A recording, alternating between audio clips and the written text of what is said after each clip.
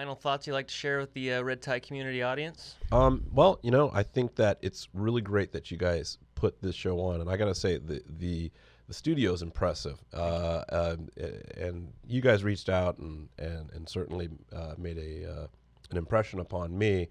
I did go through and took a look at a couple of the things that you guys have done. It's impressive work. So thank you for inviting me out, and I definitely appreciate that. And keep doing what you're doing, because that's all important. I appreciate that. And, Yeah. you are on the political side of the government and stuff like that. And, I like to be the media person of the government, or not of the government, but I'm, just amongst the community. So, everybody has a role to play in the community, right? So, you're playing that role, I'll play this role, and everybody has their fit in place. I agree. And it takes all different types of people to go ahead and make a great society. And I think we can do that. But it's going to take some work and commitment, dedication, and hopefully we can all pull together. Hopefully that we can kind of make it a little less divisive. You know what I mean? And I think it's okay to go ahead and say that we have a difference of opinion and then still respect each other without hating one another. Yeah. I think that's something that's kind of missing, that common respect. And maybe it's because we don't have something to believe in, one thing to believe in, like a state government, or that we know that the state's trying on our best behalf, or we're all Americans, we all love one another.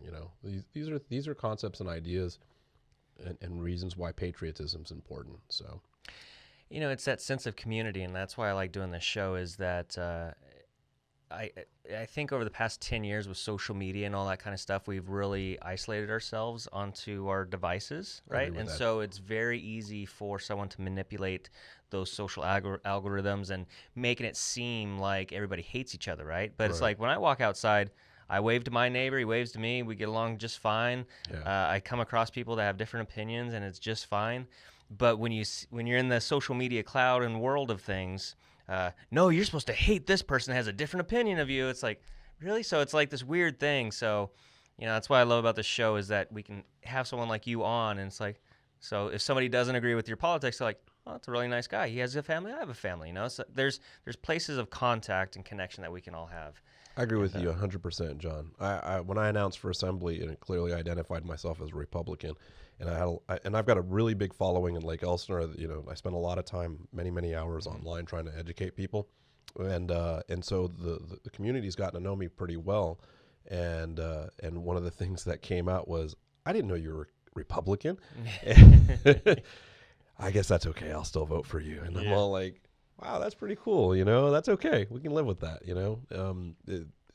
I'm in a nonpartisan seat, so maybe, we don't have to talk about things like healthcare, or crime, or whether, the police are doing the right and the wrong things. Then maybe people just hear the common sense, and that's good. We'll take that.